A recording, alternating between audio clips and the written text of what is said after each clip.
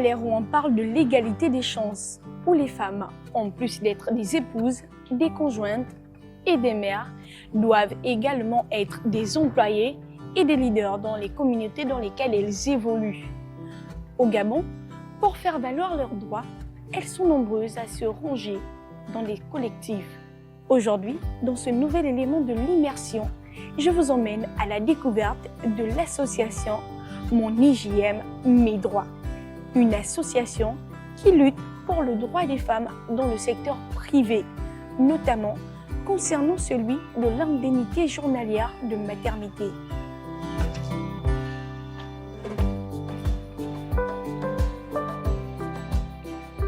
C'est au quartier Montagne Sainte, non loin de la paroisse Saint-Pierre, dans le premier arrondissement de la capitale gabonaise, que nous allons retrouver les membres de notre association.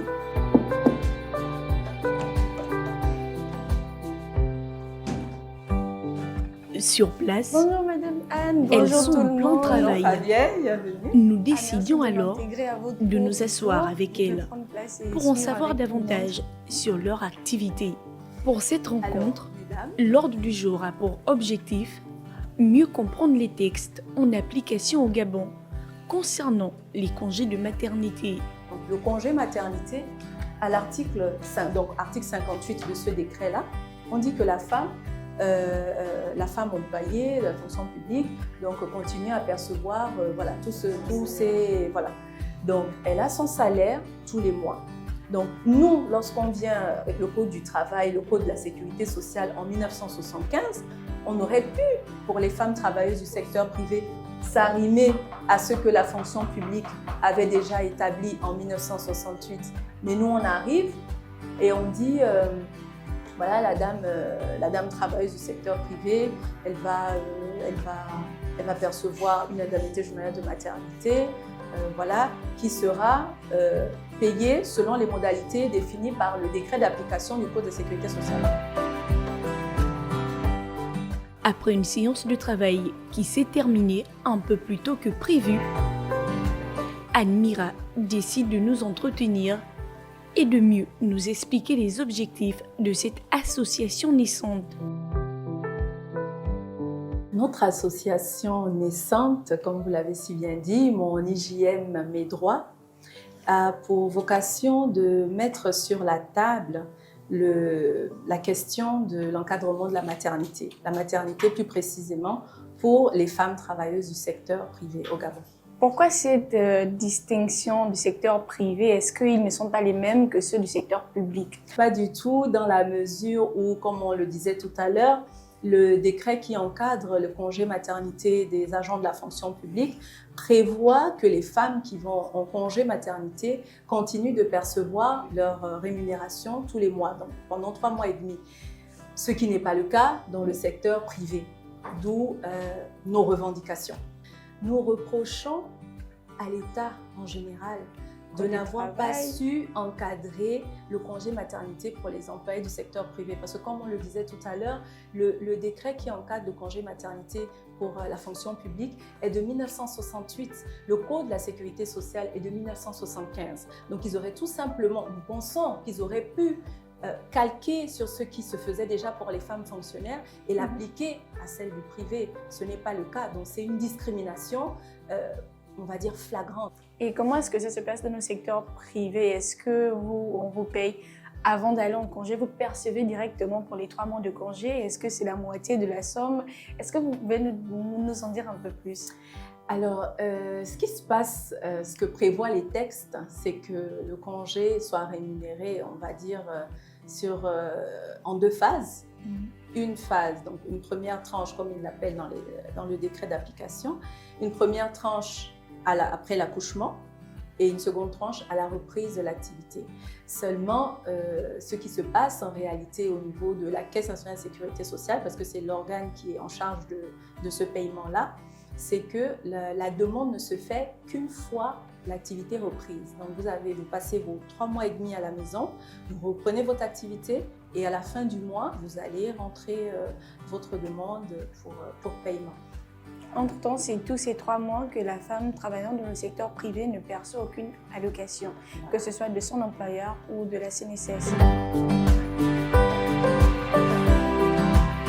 Au fil des échanges, on comprend aisément que ces femmes du secteur privé, comparées à leurs collègues du public, se sont marginalisées et dépourvues de certains privilèges. Des interrogations naissent alors au sein du mouvement. La décennie de la femme, prônée au sommet de l'État, semble ne pas prendre effet à tous les niveaux. C'est d'ailleurs ce qu'explique Kelly Madjoupa, membre de l'association.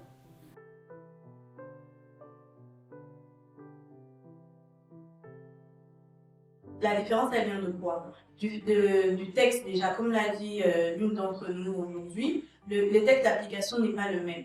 La femme du secteur privé, elle fait 3 mois et demi sans salaire. Donc, pendant ces 3 mois et demi, elle fait comment? Alors qu'à côté, il y a la femme du secteur public qui perçoit son salaire tous les mois. Pourquoi cette différence de traitement? Est-ce que la femme du secteur public a plus besoin d'argent que la femme du secteur privé? Sachant très bien qu'au niveau du secteur privé, c'est quand même le secteur privé qui fait fonctionner la CNSS.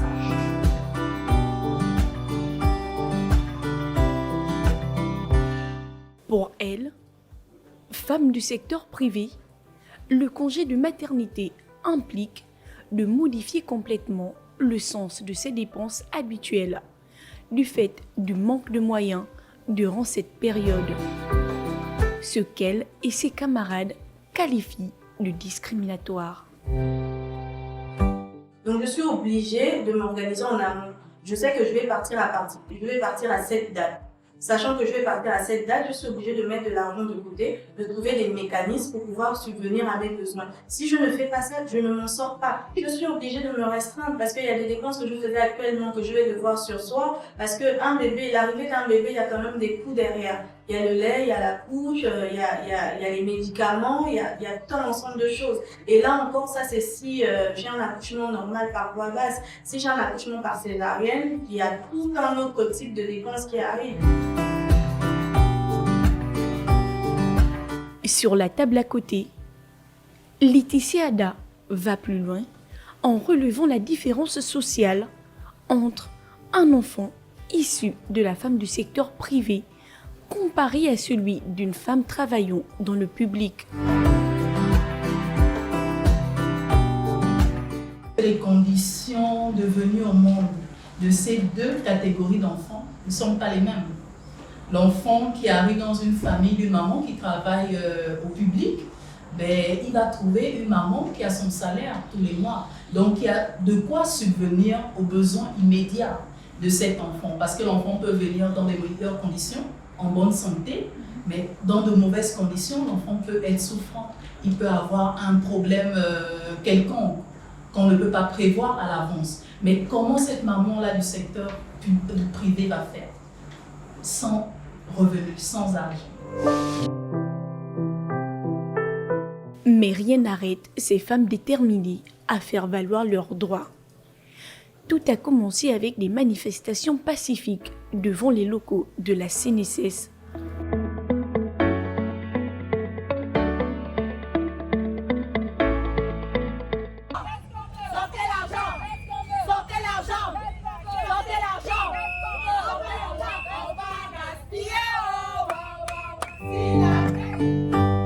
Manifestations qui ont d'ailleurs porté leurs fruits. Est-ce que vous enregistrez quand même quelques avancées, même si ce n'est pas encore ça, sur les textes? Au niveau des textes, nous n'avons pour le moment pas d'avancée, dans le sens où tout reste à faire. Et on va dire au niveau des paiements, quand même, nous en avons eu, parce que depuis que nous avons commencé les mouvements en juin 2023, nous avons sur 2500 dossiers qui nous avaient été annoncés par, à cette époque-là, l'administrateur provisoire, M. Christophe Eyi, nous avait annoncé qu'il y avait 2500 dossiers en souffrance. Donc, il y a quand même eu près de 1000 paiements Donc avec 3 parutions dans l'Union, des noms, nous avons eu à peu près 897 noms de mémoire et quelques paiements qui se sont faits, on va dire, directement des entreprises vers les employés. Et donc oui, on peut dire que si quand même sur 2500 dossiers, il y en a 1000 qui ont été évacués, c'est qu'il y a du travail qui a été fait. Puis des rencontres avec les membres du gouvernement et du Parlement. Côté, dans votre collectif, quelles sont justement les démarches des entreprises? Les démarches que nous avons déjà eu à entreprendre, c'est déjà comme on dit, de mettre la question sur la table. Parce qu'en réalité, il faut déjà que le problème soit connu, soit su de tous.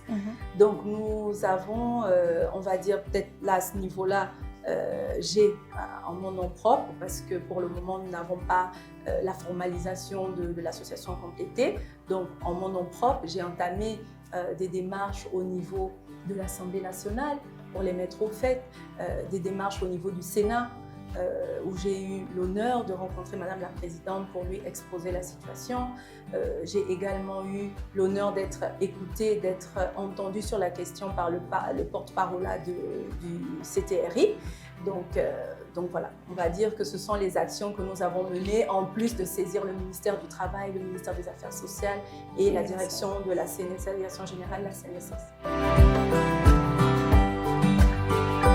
L'objectif final, et sur cela, elle reste unanime, c'est la révision des textes concernant le paiement des indemnités journalières de maternité pour les femmes du secteur privé.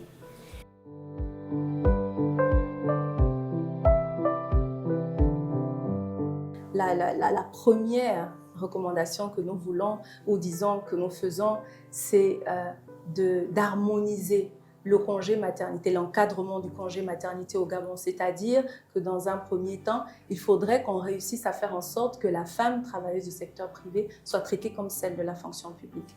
Donc, dans un premier temps, on commence par là, qu'on soit sûr qu'il y ait un texte pour toutes les femmes Sans discrimination, que ce soit du privé ou du public, voilà. Et puis après, évidemment, en termes d'indemnité, etc., le public aura les siennes et le privé aussi. Mais pour ce qui est, on va dire, de l'encadrement général, il faudrait vraiment que les textes soient harmonisés. Depuis près de 4 ans que l'association Mon IJM, Mes Droits existe, les actions en faveur des droits des femmes dans le secteur privé n'ont cessé d'être menées. Les demandes d'audience se sont multipliées. Mais pour quels résultats?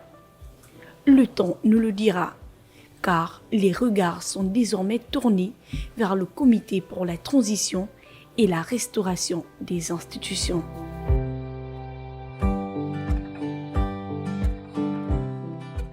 Merci à vous, Admira, de nous avoir reçus ici aujourd'hui. Quant à vous, je vous dis à très bientôt. Nous étions avec Admira, présidente de l'association Mon IJM, Mes Droits, une association qui lutte pour le droit des femmes dans le secteur privé.